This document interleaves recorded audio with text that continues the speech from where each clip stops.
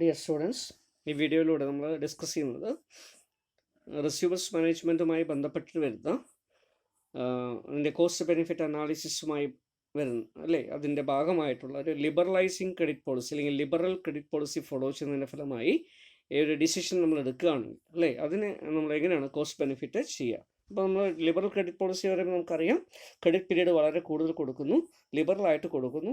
അപ്പോൾ sales automatically കൂടാൻ സാധ്യതയുണ്ട്, കൂടുതൽ ആൾക്കാരും കടത്തിന് വാങ്ങിച്ചിട്ട് പോകും. അപ്പോൾ അതുകൊണ്ട് അത്രയും പീരീഡ് എത്ര പീരീഡിലേക്ക് നമ്മൾ ക്രെഡിറ്റ് കൊടുക്കണം അല്ലേ അത്രയും പീരീഡിലേക്ക് നമുക്ക് ഇൻവെസ്റ്റ്മെൻറ്റ് കണ്ടെത്തേണ്ടതായിട്ടുണ്ട്. അപ്പോൾ ഇങ്ങനെ അഡീഷണൽ വർക്കിംഗ് ക്യാപിറ്റൽ കണ്ടെത്തേണ്ടതിൻ്റെ ഫലമായിട്ട് വരുന്ന കോസ്റ്റ് ഒരു ഭാഗത്തുണ്ട്, ബാഡ് ഡെപ്റ്റ് അതുപോലെ തന്നെ വരാൻ സാധ്യതയുള്ള മറ്റുള്ള കോസ്റ്റായിട്ട് തന്നെ നിൽക്കുന്നു. അതോടൊപ്പം തന്നെയാണ് ഇൻക്രീസ് ഓഫ് സെയിൽസ് വരുന്ന സമയത്ത് നമുക്ക് പ്രോഫിറ്റും കിട്ടും. ക്ലിയർ? അപ്പോൾ ഈ കോസ്റ്റിനെയും ബെനിഫിറ്റ്സിനെയും തമ്മിൽ കമ്പയർ ചെയ്തിട്ട് വേണം ഒരു തീരുമാനം എടുക്കുക. ക്ലിയർ? അപ്പോൾ ഇതുമായി ബന്ധപ്പെട്ട് നമ്മൾ ആദ്യം എന്താ ചെയ്യേണ്ടത്? So find out the additional incremental cost. Clear? ഇതിൻ്റെ ഫലമായിട്ട് എത്ര ഇൻക്രിമെൻ്റൽ കോസ്റ്റ് നമുക്ക് വരാൻ സാധ്യതയുണ്ട്, അല്ലെങ്കിൽ ഓപ്പർച്യൂണിറ്റി കോസ്റ്റ് എന്തൊക്കെയാണ് വരിക. ക്യാഷായിട്ട് കിട്ടിയിരുന്നുവെങ്കിൽ നമ്മൾ അതിനെ ഇൻവെസ്റ്റ് ചെയ്യാമായിരുന്നു, അത് നമുക്കിപ്പോൾ നഷ്ടപ്പെടുകയാണ് ചെയ്യുക അല്ലേ. അതുപോലെ തന്നെ കുറച്ച് നമുക്ക് എന്ത് ചെയ്യേണ്ടി വരുന്നു, ബോറോ ചെയ്തിരിക്കുന്ന ക്യാപിറ്റലിന് ഇൻട്രസ്റ്റ് കൊടുക്കേണ്ടി വരുന്നു. അപ്പോൾ ഈ രീതിയിൽ വരുന്ന കോസ്റ്റ് നമ്മൾ ഇൻക്രിമെൻ്റൽ കോസ്റ്റ് നമ്മൾ നോക്കണം. അപ്പോൾ അവിടെ എന്ത് ചെയ്യുന്നു, calculate the total cost of sales. ഇപ്പോഴത്തെ പ്രസൻറ്റുള്ള കോസ്റ്റ് ഓഫ് സെയിൽസ് നോക്കണം, ലിബറലാക്കി മാറ്റിക്കഴിഞ്ഞാൽ വരുന്ന കോസ്റ്റ് ഓഫ് സെയിൽസ് നോക്കണം. Calculation of average investment in debtors അല്ലേ, ഇൻവെസ്റ്റ്മെൻറ്റ് ഡെപ്റ്റേഴ്സ് ഇപ്പോൾ എത്രയാണ് നോക്കണം, ലിബറലാക്കുന്ന സമയത്ത് എന്തായിരിക്കും വരിക നോക്കണം. Then calculate the increase in the investment in debtors, എത്ര ഇൻക്രീസ് ഡെപ്റ്റേഴ്സ് വരും, ഡെപ്റ്റേഴ്സിൻ്റെ ആവറേജ് ഡെപ്റ്റേഴ്സിൻ്റെ എത്ര കൂടുതൽ വരും നോക്കുന്നു. അത്രയും കൂടുതലുള്ള എമൗണ്ട് നമ്മൾ എന്ത് ചെയ്യേണ്ടി വരുന്നു, അത് അഡീഷണലായിട്ട് ഫിനാൻസ് ചെയ്യേണ്ടി വരും. അപ്പോൾ അതുകൊണ്ട് തന്നെ അതിൻ്റെ ഓപ്പർച്യൂണിറ്റി കോസ്റ്റ് ഉണ്ട്. അപ്പോൾ നമ്മൾ എന്ത് ചെയ്യുന്നു, ഇതുമായി ബന്ധപ്പെട്ടിട്ട് ആവറേജ് ഇൻവെസ്റ്റ്മെൻറ്റ് അത് നോക്കുന്നു. Clear? Then find out the additional or incremental cost or an increase in investment in receivables as per 3 on the basis of the firm's rate of return or cost of capital. എത്ര ശതമാനമാണ് നമുക്ക് cost of capital അല്ലെങ്കിൽ rate of return, അതുമായി അനുബന്ധിച്ചിട്ട് നമ്മൾ എന്ത് ചെയ്യുന്നു. For example 5 lakh rupees നമുക്ക് കൂടുതൽ വേണ്ടി വന്ന് 5 ലക്ഷം ഇൻറ്റു 20% നമ്മുടെ റേറ്റ് എങ്കിൽ ഈ 20% കാൽക്കുലേറ്റ് ചെയ്യുന്നു. ക്ലിയർ? അപ്പോൾ ഈ രീതിയിൽ നമുക്ക് എന്ത് ചെയ്യാം, ഡെറ്റേഴ്സിൻ്റെ എമൗണ്ട് മനസ്സിലാക്കാൻ പറ്റും, അല്ലെങ്കിൽ അതിൻ്റെ കോസ്റ്റ് നമുക്ക് കാൽക്കുലേറ്റ് ചെയ്തെടുക്കാൻ പറ്റും. ക്ലിയർ? ഇപ്പോൾ ഒരു കാര്യമാണ് ഇത്. രണ്ടാമത്തെ ബിയിൽ നമ്മൾ എന്ത് ചെയ്യുന്നു, find out the increase in the profit എത്ര മാത്രം വർദ്ധിക്കുന്നു, അഡീഷണൽ ഇൻക്രിമെൻ്റൽ ബെനിഫിറ്റ്. ക്ലിയർ? അപ്പോൾ നേരത്തെ പറഞ്ഞ ഇൻക്രിമെൻ്റൽ കോസ്റ്റാണ് ഇവിടെ ഇൻക്രിമെൻ്റൽ ബെനിഫിറ്റ്. ഇൻക്രിമെൻ്റ് എന്ന് പറഞ്ഞാൽ വർദ്ധിച്ചു വരുന്ന ബെനിഫിറ്റ് അല്ലേ. നേരത്തെ സെയിൽസ് ഉണ്ട്, പ്രോഫിറ്റ് ഉണ്ട്, ഇപ്പോൾ സെയിൽസ് വളരെ കൂടും, പ്രോഫിറ്റ് വളരെ കൂടും. അപ്പോൾ ഇതുകൊണ്ടാണ് ഇൻക്രിമെൻ്റൽ ബെനിഫിറ്റ് കൂടാനുള്ള സാധ്യത. അപ്പോൾ നമ്മൾ എന്ത് ചെയ്യുന്നു, ടോട്ടൽ സെയിൽസ് നമ്മൾ നോക്കുന്നു, ടോട്ടൽ പ്രോഫിറ്റ് നമ്മൾ അതിൽ നിന്ന് കാൽക്കുലേറ്റ് ചെയ്തെടുക്കും. Clear? That is sales minus cost ചെയ്ത് കഴിഞ്ഞാൽ നമുക്ക് പ്രോഫിറ്റ് കിട്ടും. Clear? And find out the increase in profit.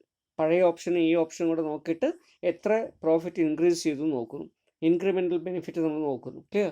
ഇങ്ങനെ പ്രോഫിറ്റ് വർദ്ധിച്ചതിൻ്റെ നേച്ചർ നോക്കിയ ശേഷം എന്ത് ചെയ്യുന്നു, അതിനനുസരിച്ച് നമ്മൾ കമ്പയർ ചെയ്യുന്നു. Then compare between A and B. Clear? കോസ്റ്റും ബെനിഫിറ്റും നമ്മൾ കമ്പയർ ചെയ്യുന്നു. ക്ലിയർ? ബെനിഫിറ്റ് കൂടുതലും കോസ്റ്റ് കുറവാണെങ്കിൽ നമുക്ക് അക്സെപ്റ്റ് ചെയ്യാൻ പറ്റും. ക്ലിയർ? അപ്പോൾ അതിനൊരു എക്സാമ്പിളാണ് ഇവിടെ കൊടുത്തിരിക്കുന്നത്. XY Limited is a manufacturing company considering the liberalizing its credit policy. Clear? The company has a current annual sales of rupees 2 lakh and this is expected to, the implementation of the liberal credit policy will increase annual sales by rupees 3 lakh. Clear? 2 ലക്ഷം പോയിട്ട് 3 ലക്ഷം രൂപയായിട്ട് മാറും. Okay. So the average age of the amounts of accounts receivable would increase from 15 days to 30 days. ഇങ്ങനെ liberalise ചെയ്യുന്നതിൻ്റെ ഫലമായിട്ട് ഇപ്പം നിലവിൽ 15 ദിവസമാണ് credit period, അതെന്ത് ചെയ്യുന്നു 30 ദിവസമായിട്ട് മാറും. അപ്പോൾ ഡെറ്റേഴ്സിൻ്റെ പീരീഡ് കൂടുമെന്ന് അർത്ഥം. Clear? Then sale price of the disc, clear, അതിൻ്റെ പ്രോഡക്റ്റാണ് ഇവിടെ.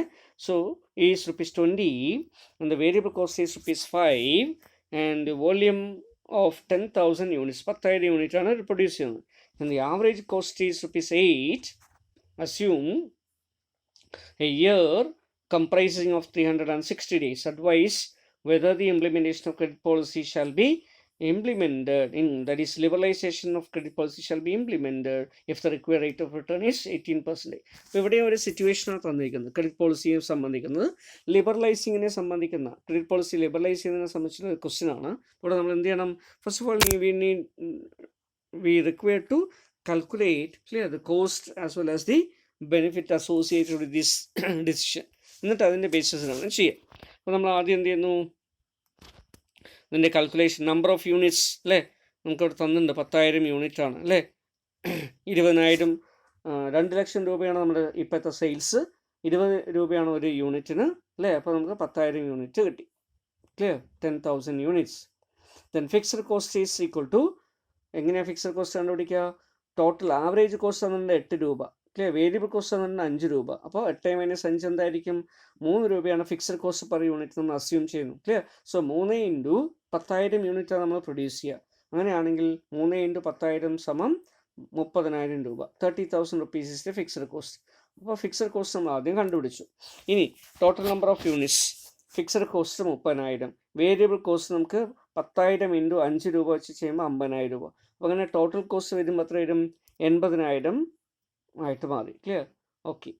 ഇനി നമ്മൾ പ്രപ്പോസ്ഡ് ആയിട്ട് നോക്കുന്നു. Clear, this is the present scenario. Proposed ആയിട്ട് മാറുമ്പോൾ എന്ത് ചെയ്യുന്നു? ദിസ് വുഡ് ഇൻക്രീസ് ബൈ 2,50,000 അല്ലേ, 3 ലക്ഷമായിട്ട് മാറുന്നതാണ് പറയുന്നത്. സോറി, 3 lakh ആയിട്ട് മാറുന്നു. 20 രൂപയാണ് നമ്മുടെ സെല്ലിംഗ് പ്രൈസ്. അപ്പോൾ എത്ര യൂണിറ്റ്സ് ഉണ്ടാവും? 15,000 യൂണിറ്റ്സ് പ്രൊഡ്യൂസ് ചെയ്യുന്നുണ്ടാവും. അങ്ങനെ 15,000 യൂണിറ്റ് നമ്മൾ പ്രൊഡ്യൂസ് ചെയ്യുന്നു. ഫിക്സഡ് കോസ്റ്റ് മാറുമോ? മാറില്ല, 30,000 rupees തന്നെയാണ്.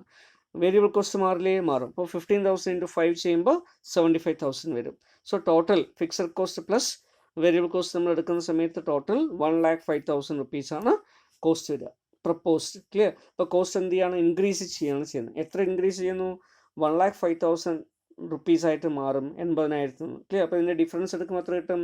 25,000 രൂപ എക്സ്ട്രാ കോസ്റ്റ് വരുന്നുണ്ട്. ക്ലിയർ, സോ ഇൻക്രിമെൻ്റൽ കോസ്റ്റ്, ഇതിനെ പറയുന്ന പേരാണ് incremental cost. So incremental cost is worked out at ₹25,000. Okay, നമ്മൾ ഡെറ്റോസ് ടേൺ ഓവർ നോക്കുകയാണെന്ന് വിചാരിക്കുക അല്ലേ. സോ 24 തന്നിട്ടുണ്ട്, 12 എന്ന് തന്നിട്ടുണ്ട്. Okay, so it is given debtors turnover, that is 360 divided by average collection period. Clear, through 360 is the period. Clear, total years. Okay, collection period തന്നിട്ടുണ്ട് എത്ര? നിലവിൽ അത് 15 days ആണ്. പിന്നീട് അത് എന്തായിട്ട് മാറും? എത്രയായിട്ട് മാറുന്നു? 30 days ആയിട്ട് മാറുന്നു. ക്ലിയർ, അപ്പോൾ ഇതാണ് ഇതിൻ്റെ സിറ്റുവേഷൻ. അപ്പോൾ ഡെറ്റേഴ്സ് ടേൺ ഓവർ റേഷ്യോ നേരത്തെ എത്രയായിരുന്നു? 24 times ആയിരുന്നു, ഇപ്പോൾ അത് 12 times ആയിട്ട് മാറും. അപ്പോൾ ഇതാണ് ഇതിൻ്റെ വ്യത്യാസമായിട്ട് വരിക. അപ്പോൾ 15 days പോയിട്ട് 30 days ആകുമ്പോൾ ഡെറ്റേഴ്സ് ടേൺ ഓവർ റേഷ്യോ അതിനനുസരിച്ച് അനുപാതമായിട്ട് കുറയും. ദെൻ നമ്മൾ എന്ത് ചെയ്യുന്നു? അടുത്തത് average invested in receivables. Average amount of investment in receivable that is equal to cost of sales divide by debtors turnover. Cost of sales നമ്മൾ already calculate ചെയ്തു അല്ലേ. Variable cost plus fixed cost രണ്ടും കൂടെ calculate ചെയ്ത് വെച്ചിട്ടുണ്ട്. അപ്പോൾ അതേ divide by debtors turnover ratio നമ്മൾ ചെയ്യുന്ന സമയത്ത് ക്ലിയർ 80,000 divided by 24 ചെയ്യുമ്പോൾ നമുക്ക് കിട്ടുന്നത് 3,333.33. ഓക്കെ, ഇവിടെയാണെങ്കിലോ പ്രപ്പോസ്ഡ് കേസസിൽ വരുമ്പോഴോ ക്ലിയർ 1,05,000 divided by 12 ചെയ്യുന്ന സമയത്ത് 8,750. ഓക്കെ, ഇപ്പോൾ ഡെറ്റേഴ്സ് എന്ത് ചെയ്യണം? വർദ്ധിക്കുകയാണ് ചെയ്യുന്നത്, നമുക്ക് മനസ്സിലാക്കാൻ പറ്റും. Then increase in investment accounts receivable equal to 5,416.67. that is new. 8,750 minus 3,333 ചെയ്യുമ്പോൾ 5,416.67 കിട്ടും. ക്ലിയർ, ദെൻ ഇതിന്ന് നമ്മൾ ഓപ്പർച്യൂണിറ്റി കോസ്റ്റ് നമ്മൾ നോക്കുകയാണെങ്കിൽ അല്ലേ. So additional expenses to be incurred equal to എത്രയാണ് നമുക്ക് വരിക? ദാറ്റ് ഈസ് ഇതേ എമൗണ്ട് ഇൻറ്റു ക്ലിയർ എക്സ്ട്രാ ഇത്രയും ഡെറ്റേഴ്സ് കൂടുതൽ വേണ്ടേ, അതൊക്കെ നമ്മൾ എന്ത് ചെയ്യുന്നു? വർക്കിംഗ് ക്യാപിറ്റൽ നമ്മൾ അതിന് വേണ്ടി പ്രൊവൈഡ് ചെയ്യേണ്ടി വരും. അപ്പോൾ അതിന് നമുക്ക് ഇൻട്രസ്റ്റ് കൊടുക്കേണ്ടി വരും. അതല്ലെങ്കിൽ വേറെ രീതി ചിന്തിക്കുകയാണെങ്കിൽ ഇത്രയും എമൗണ്ട് നമുക്ക് ക്യാഷായിട്ട് നേരത്തെ കിട്ടുമായിരുന്നു. അത് കിട്ടിയിരുന്നെങ്കിൽ നമുക്ക് ബാങ്കിൽ എവിടെയോ നിക്ഷേപിക്കാമായിരുന്നു അല്ലേ. അങ്ങനെ നിക്ഷേപിച്ചെങ്കിൽ 18% നമുക്ക് പലിശ കിട്ടുമായിരുന്നു. അതിപ്പോൾ കിട്ടില്ല. അപ്പോൾ അത് എത്രയാണ് അതിൻ്റെ വരുന്നത്? Opportunity cost. ക്ലിയർ, ഇതേ ഇൻറ്റു 18/100 ചെയ്യുമ്പോൾ 975 രൂപ കിട്ടും. ക്ലിയർ, അപ്പോൾ ഇത് നമ്മൾ നഷ്ടപ്പെടുത്തുന്ന ഒരു എമൗണ്ടാണ്. Clear, so that is why clear opportunity cost that is ഇത് നമ്മൾ കാൽക്കുലേറ്റ് ചെയ്ത് വെച്ചു 975. The next is the calculation of the increase in profit. എത്ര പ്രോഫിറ്റ് ഇൻക്രീസ് ചെയ്യേണ്ടത് നോക്കും. അപ്പോൾ പ്രോഫിറ്റ് ഇൻക്രീസ് ചെയ്യുന്നതിൻ്റെ ഭാഗമായി അല്ലേ ഇപ്പോഴത്തെ യൂണിറ്റ് എത്രയാണ്? 10,000. സെല്ലിംഗ് പ്രൈസ് എത്രയാണ് 20. ഇപ്പോൾ 2 ലക്ഷം രൂപയുടെ സെയിൽസ്, ഇവിടെയാണെങ്കിൽ 3 ലക്ഷം രൂപയുടെ സെയിൽസ്. ക്ലിയർ. കോസ്റ്റ് ആണ് ഇവിടെ 80,000. അപ്പോൾ നമുക്ക് പ്രോഫിറ്റ് 1,20,000. ഇവിടെയാണെങ്കിൽ 3 lakh മൈനസ് 1,05,000. അപ്പോൾ 1,95,000 rupees is the profit. Clear. അപ്പോൾ നമുക്ക് പ്രോഫിറ്റ് എത്ര വർദ്ധിക്കാൻ പറ്റും? 75,000 രൂപയുടെ പ്രോഫിറ്റ് വർദ്ധിക്കും. ക്ലിയർ. സോ ഇവിടെ പ്രോഫിറ്റ് വർദ്ധിക്കുന്നതായിട്ട് നമുക്ക് കാണാൻ പറ്റുന്നു. ഓക്കെ. ദെൻ ദെർഫോർ ഇതിൽ നിന്ന് എന്താ മനസ്സിലാക്കാൻ പറ്റുക? അപ്പോൾ ബെനിഫിറ്റ് കിട്ടി നമുക്ക്, അല്ലേ? സോ ബെനിഫിറ്റ് എന്ന് പറയുന്നത് 75,000 രൂപയുടെ എക്സ്ട്രാ പ്രോഫിറ്റ് കിട്ടും. കോസ്റ്റ് എന്ന് പറയുന്നത് നമ്മൾ നേരത്തെ നോക്കി 975 രൂപയുടെ എക്സ്ട്രാ കോസ്റ്റ് അല്ലെങ്കിൽ ഓപ്പർച്യൂണിറ്റി കോസ്റ്റ് നമുക്ക് ഇൻകർ ചെയ്യേണ്ടി വരും. ക്ലിയർ. അപ്പോൾ ഇതുകൊണ്ട് നമ്മളിതിനെ രണ്ടും കൂടെ കമ്പയർ ചെയ്യുകയാണെങ്കിൽ, അല്ലേ, നമുക്ക് എന്താ ഡിസിഷൻ എടുക്കാൻ പറ്റുക? Since there is N increase in the profit which is higher than the cost. Clear. അതുകൊണ്ട് നമുക്ക് എന്ത് ചെയ്യാം? ലിബറൽ ക്രെഡിറ്റ് പോളിസി ഉപയോഗിക്കുന്നത് അല്ലെങ്കിൽ ഫോളോ ചെയ്യുന്നത് നല്ലതാണെന്ന് പറയാൻ പറ്റും. ഈ രീതിയിൽ വേണം എന്ത് ചെയ്യാൻ? ഒരു പോളിസി, ക്രെഡിറ്റ് പോളിസി നമ്മൾ കിട്ടുമ്പോൾ അതിനെ വിലയിരുത്താം. Clear. So factors affecting the size of receivables. റിസീവബിൾസിൻ്റെ സൈസിനെ ബാധിക്കുന്ന ഫാക്ടേഴ്സ് എന്തൊക്കെയാണ് പ്രധാനമായിട്ടും വരിക? ഒന്ന്, അതിൻ്റെ ക്രെഡിറ്റ് പോളിസി. ക്ലിയർ. ക്രെഡിറ്റ് പോളിസിയെക്കുറിച്ച് നമ്മൾ നോക്കണം. ക്ലിയർ. ലിബറൽ ആണോ, സ്ട്രിഞ്ചൻ്റ് ആണോ, അല്ലെങ്കിൽ ഓപ്റ്റിമം ആണോ, എന്താണോ നമ്മൾ നോക്കണം. ക്ലിയർ. അടുത്തത് ക്രെഡിറ്റ് ടേംസ്. എന്തെല്ലാം ടേംസ് ഓഫ് ക്രെഡിറ്റ് ആണ് നമുക്ക് കൊടുക്കുക. Clear.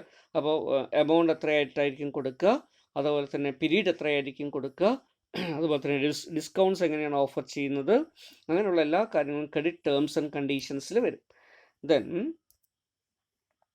Nature of business. Clear. Nature of business എന്താണ്? ക്ലിയർ. മാനുഫാക്ചറിങ് ആണോ, അതല്ല ട്രേഡിംഗ് ആയിട്ട് വരുന്നതാണോ? ക്ലിയർ. കോമ്പറ്റീറ്റീവ് മാർക്കറ്റ് എങ്ങനെയാണോ ഉള്ളത്? Credit sales. ക്ലിയർ. കൂടുതലുള്ള ഒരു കമ്പനിയാണോ, അല്ലേ? ഡ്യൂറബിൾസ് ആണോ അവർ സെയിൽ ചെയ്യുന്നത്, അതല്ല പെരിഷബിൾസ് ആണോ? ഇതിനൊക്കെ അനുസരിച്ചിട്ടായിരിക്കും ഇതിൻ്റെ റിസീവബിൾസിൻ്റെ എമൗണ്ട് മാറുക. ക്ലിയർ.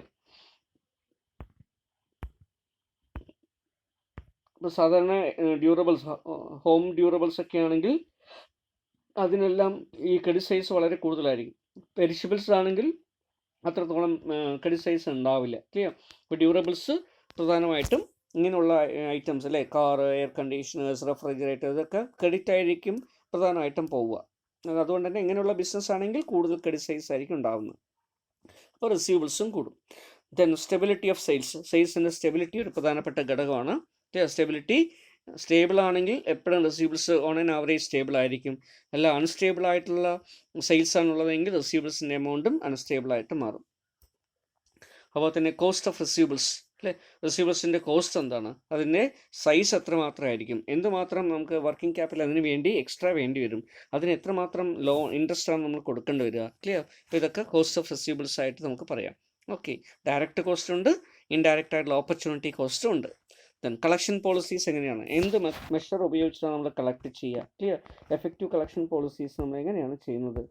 ഓക്കെ. റിസീവബിൾസിന് ഏതെങ്കിലും തരത്തിലുള്ള സെയിൽസ് നമ്മൾ ചെയ്യുന്നുണ്ടോ, അല്ലെങ്കിൽ അതിനെ എവിടെയെങ്കിലും വിൽക്കുന്നുണ്ടോ, ഡിസ്കൗണ്ടിങ് ചെയ്യുന്നുണ്ടോ? ക്ലിയർ. ബിൽ ഓഫ് എക്സ്ചേഞ്ച് വാങ്ങിക്കാറുണ്ടോ, അല്ലെങ്കിൽ സാധാരണ ഡെപ്റ്റേഴ്സ് പൈസ തരുമ്പോൾ മാത്രം വാങ്ങിക്കുകയാണോ ചെയ്യുക, അല്ലെങ്കിൽ കളക്ഷൻ സെൻറ്റേഴ്സ് ഡീസെൻട്രലൈസ്ഡ് ആയിട്ട് ചെയ്യണോ, ലോക്ക് ബോക്സ് സിസ്റ്റോ കോൺസെൻട്രേഷൻ ബാങ്കിങ് പോലുള്ള മെഷേഴ്സ് നമ്മൾ അഡോപ്റ്റ് ചെയ്യണോ? ഇങ്ങനെയുള്ള കാര്യങ്ങളൊക്കെ പോളിസിയുമായി ബന്ധപ്പെട്ട് ഡിസ്കസ് ചെയ്യണം. Then quality of customers. Customer quality എന്താണ്, അതിൻ്റെ പ്രത്യേകത എന്താണ്? ക്ലിയർ. കസ്റ്റമേഴ്സിൻ്റെ റീപേയ്മെൻറ്റ് എബിലിറ്റി എന്തായിരിക്കും? ക്ലിയർ. അവർക്ക് എത്ര സമയം കൊണ്ട് റീപേ ചെയ്യാൻ പറ്റും? ഇങ്ങനെയുള്ള ഒട്ടനവധി ഘടകങ്ങളെ ആശ്രയിച്ചിട്ടായിരിക്കും amount and size of receivables ഉണ്ടാവുക. ക്ലിയർ. ഇതൊക്കെയാണ് പ്രധാനമായിട്ടും പരിഗണിക്കേണ്ട ചില ഘടകങ്ങൾ. ക്ലിയർ.